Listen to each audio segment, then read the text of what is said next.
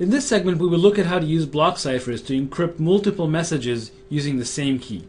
This comes up in practice, for example, in file systems where the same key is used to encrypt multiple files. It comes up in networking protocols where the same key is used to encrypt multiple packets. So let's see how to do it. The first thing we need to do is to define what does it mean for a cipher to be secure when the same key is used to encrypt multiple messages. When we use the key more than once, the result of that is that the adversary gets to see many ciphertexts encrypted using the same key. As a result, when we define security, we're going to allow the adversary to mount what's called a chosen plaintext attack. In other words, the adversary can obtain the encryption of arbitrary messages of his choice. So for example, if the adversary is interacting with Alice, the adversary can ask Alice to encrypt arbitrary messages of the adversary's choosing, and Alice will go ahead and encrypt those messages and give the adversary the resulting ciphertexts. You might wonder, why would Alice ever do this? How can this possibly happen in real life? But it turns out this is actually very common in real life, and in fact this modeling is quite a conservative modeling of real life. For example, the adversary might send Alice an email. When Alice receives the email, she writes it to her encrypted disk, thereby encrypting the adversary's email using her secret key. If later the adversary steals this disk, then he obtains the encryption of an email that he sent to Alice under Alice's secret key. So that's an example of a chosen plaintext attack where the adversary provided Alice with a message and she encrypted that message using her own key, and then later the attacker was able to obtain the resulting ciphertext. So that's the adversary's power, and then the adversary's goal is basically to break semantic security. So let's define this more precisely. As usual, we're going to define semantic security under a chosen plaintext attack using two experiments, experiment 0 and experiment 1, that are modeled as a game between a challenger and an adversary. When the game begins, the challenger is going to choose a random key K, and now the adversary basically gets to query the challenger. So the adversary begins by submitting a semantic security query, namely he submits two messages, M0 and M1. I added another index, but let me ignore that extra index for a while. So the adversary submits two messages, M0 and M1, that happen to be of the same length, and then the adversary receives the encryption of one of those messages, either of M0 or of M1. In experiment 0, he receives the encryption of M0. In experiment 1, he receives the encryption of M1. So far this should look familiar. This looks exactly like a standard semantic security game. However, in a chosen plaintext attack, the adversary can now repeat this query again. So now he can issue a query with two other chosen plaintexts, again of the same length, and again he would receive the encryption of one of them. In experiment 0, he would receive the encryption of M0. In experiment 1, he would receive the encryption of M1. And the attacker can continue issuing queries like this. In fact, we'll say that he can issue up to Q queries of this type. Again, remember, every time he issues a pair of messages that happen to be of the same length, and every time he either gets the encryption of the left side or the right side. Again, in experiment 0, he will always get the encryption of the left message. In experiment 1, he will always get the encryption of the right message. And then the adversary's goal is basically to figure out whether he is in experiment 0 or in experiment 1. In other words, whether he was constantly receiving the encryption of the left message or the encryption of the right message. So in some sense, this is a standard semantic security game, just iterated over many queries that the attacker can issue adaptively one after the other.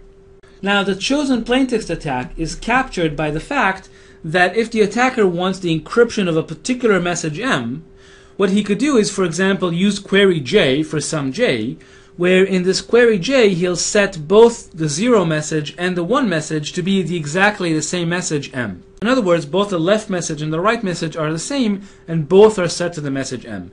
In this case, what he will receive, since both messages are the same, he knows that he's going to receive the encryption of this message M that he was interested in. So this is exactly what we meant by a chosen plaintext attack, where the adversary can submit a message M and receive the encryption of that particular message M of his choice.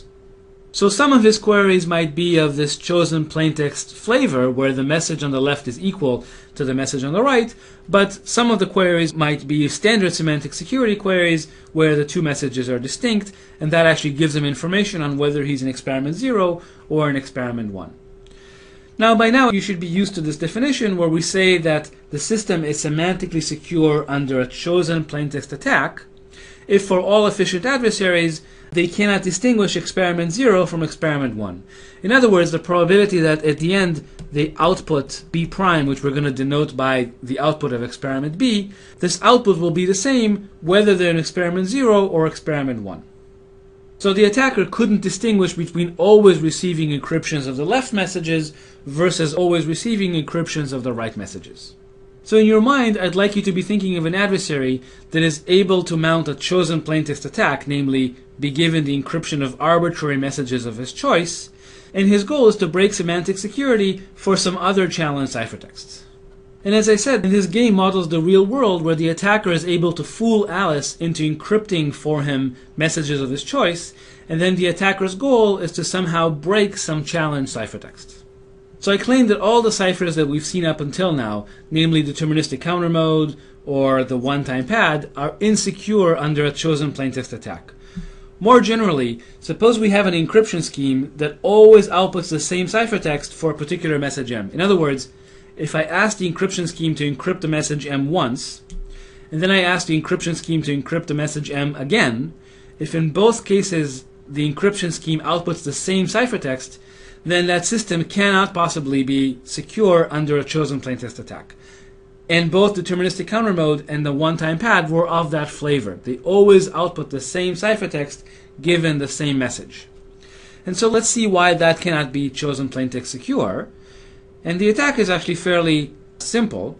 What the attacker is going to do is he's going to output the same message twice. This just says that he really wants the encryption of M0. So here the attacker is given C0, which is the encryption of M0. So this was his chosen plaintext query, where he actually received the encryption of the message M0 of his choice.